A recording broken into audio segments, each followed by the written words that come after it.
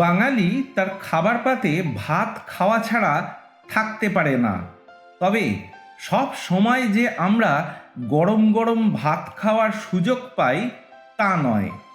অনেক ক্ষেত্রে তাই ভাত গরম করে নিয়ে খেতে হয়। কিন্তু একটা কথা শোনা যায় যে ভাত নাকি বারবার গরম করলে তা বিষাক্ত হয়ে যায়। আদেও কি তাই? আজ আসুন সেই প্রসঙ্গে আমরা জানি। চাল উৎপাদক দেশগুলোতে চাল সেদ্ধ করে ভাত রেখে দিয়ে পরে খাওয়ার ব্যাপারটা অনেক প্রাচীন।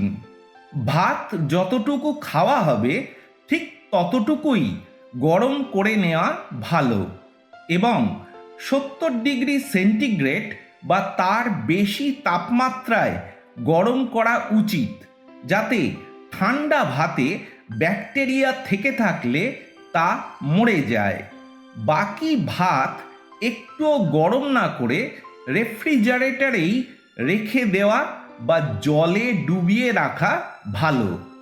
যেসব অঞ্চলে গরম ও আর্দ্রতা বেশি সেখানে ভাত এমনি বাইরে রেখে দিলে তাতে খারাপ জীবাণু জন্মায় বা ভাত খারাপ হয়ে যায়।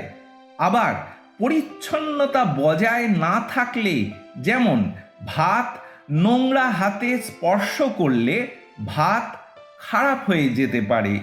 তাই ঠান্ডা ভাত হাত দিয়ে স্পর্শ না করে বরং চামচ বা হাতা ব্যবহার করা উচিত।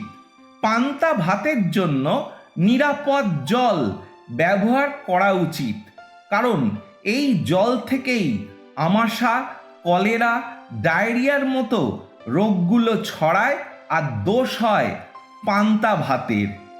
আগে তৈরি করা ভাত গরম করলে কিছুটা ভিটামিন বি, বিশেষ করে থায়ামিন অর্থাৎ ভিটামিন বি1 নষ্ট হয়।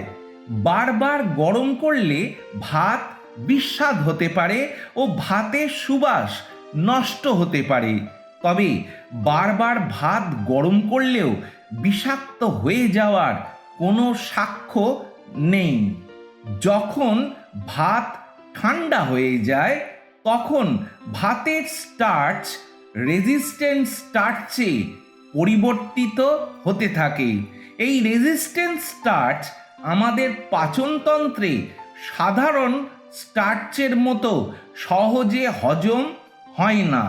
শর্করা শোষণের হার ও পরিমাণ কমে যায়, যা সুস্থ মানুষের রক্তে শর্করা বা সুগার নিয়ন্ত্রণেও সহায়তা করতে পারে, যেটা ভালো।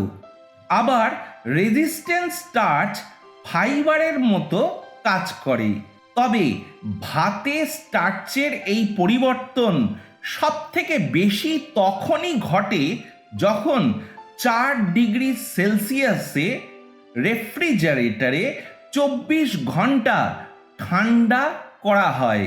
তাই ঠান্ডা ভাত গরম করে খেলে বিষাক্ত হয়ে যায় না। খাওয়া যেতেই পারে ঠান্ডা ভাত গরম করে।